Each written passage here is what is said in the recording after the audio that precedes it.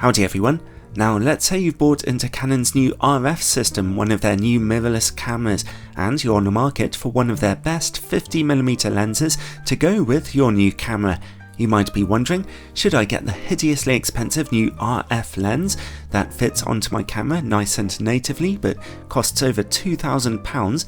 Or should I get an EF to RF mount adapter and get hold of Canon's earlier EF mount 50mm f1.2L lens instead, which costs about £1,000 less? Or, if you're on a bit of a lower budget, the Sigma 50mm f1.4 art lens also has a great reputation and can also be adapted using an EF to RF mount adapter, so is that an option too? Let's take a look at some of the differences between those three lenses for those of you who can actually afford any of them, or anyone else who's just curious. The first thing to take notice of is that, despite the two older EF mount lenses needing an adapter, it's still a smaller combination with your camera than the gigantic RF 50mm lens here, and both of the older EF mount lenses actually feel a bit tougher in their build quality. However, the newer RF lens does have a customizable control ring at the front for adjusting aperture or ISO or a number of other things, which some will consider to be a handy feature. Video makers should note that all three lenses exhibit similar levels of focus breathing. Something else to note is that if you love to manually focus your lenses, then the older Canon EF lens and the Sigma Art lens might suit you a little better, as their focus rings are mechanically coupled to their focus mechanisms, giving you a slightly more tactile feel. When it comes to autofocus, well, the three lenses are all about as quick as each other here, being reasonably fast, and they do all focus very accurately and very well on any EOS R camera.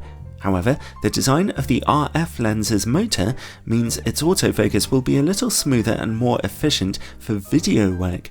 Overall, the differences in build quality are like swings and roundabouts, although if I had to pick a favourite, I did like the smaller body and more tactile feel of the older Canon EF lens though. More important than build quality though is, of course, image quality, so to get a real handle on the differences, I'm testing them all here on a Canon EOS R5 with its 45 megapixel sensor. Straight from f1.2, the newer RF lens shows a bit more resolution and contrast in the middle of the image than the older EF lens, and a lot less purple fringing. Let's take a look in the corners now. The differences couldn't be clearer. The RF lens's image is a little dark, but otherwise shows great clarity and crisp definition. The older Canon lens is clearly experiencing huge problems with softness and ghosting, probably caused by high coma levels. Let's top those lenses' apertures down just a little to f1.4 so we can introduce the Sigma lens. The two Canon lenses show a minuscule improvement at this slightly darker aperture, and the image quality of the Sigma Art lens seems to fit nicely in between them. If we look back in the middle of the image, all three lenses are nice and sharp, with very good contrast, although the more expensive RF lens is still a little sharper, and the older Canon EF lens still shows some colour fringing. Let's top all three lenses down to f2 now. They all look wonderful in the middle of their images, although the older Canon lens still shows a touch of colour fringing. Over in the corners, the pecking order is still very clear, with the expensive RF lens being the sharpest, and the Sigma lens close behind, and the older Canon lens still being rather soft. Stop down to f2.8 to see the older Canon lens beginning to improve. Even stopped down to f8, the sharpness order of the lenses remains the same, although the older Canon EF lens has almost caught up with the other two. And here's f11 for you all, just for the sake of completeness. So, when it comes to the more expensive Canon RF lens, it seems like your extra £1,000 of hard-earned money is paying off to some extent. It can offer you significantly better image quality than its older Canon brother. But the Sigma Art lens puts in a very good fight, and at all but the brightest apertures, it looks almost as good as the expensive RF lens, despite costing less than a third of the price. I would have been surprised by that result, actually, but it was already well known that the Sigma Art lens is sharper than Canon's old f1.2 option.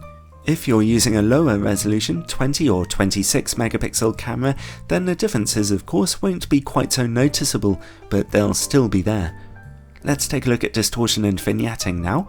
At f1.2, without in-camera corrections, the two Canon lenses have rather a serious problem with vignetting, their corners being very dark. Something else notable is that the older Canon lens projects a lot more distortion than the newer one. You will definitely want to correct that in your camera. Let's top down to f1.4 and introduce the Sigma Art lens. Interestingly, it seems to show noticeably less vignetting than either of the Canon lenses, and if you stop down to f2, that difference remains.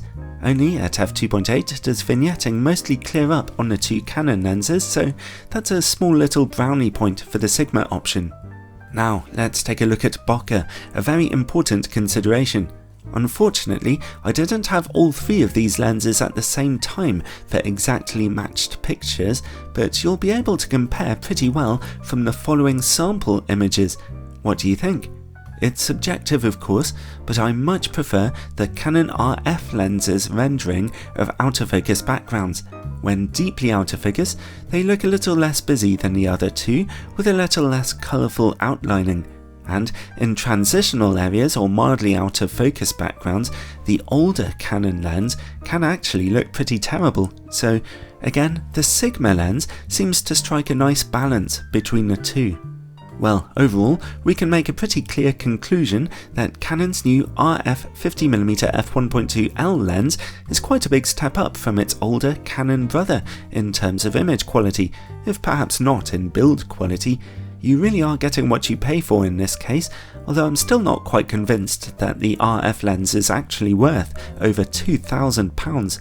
If you're on the market for a nice quality 50mm lens, and you're on a lower budget though, like the rest of us, then the least expensive lens here, the Sigma, is actually by far the best value, giving you a decent taste of the high quality of the RF lens, but at a fraction of the price.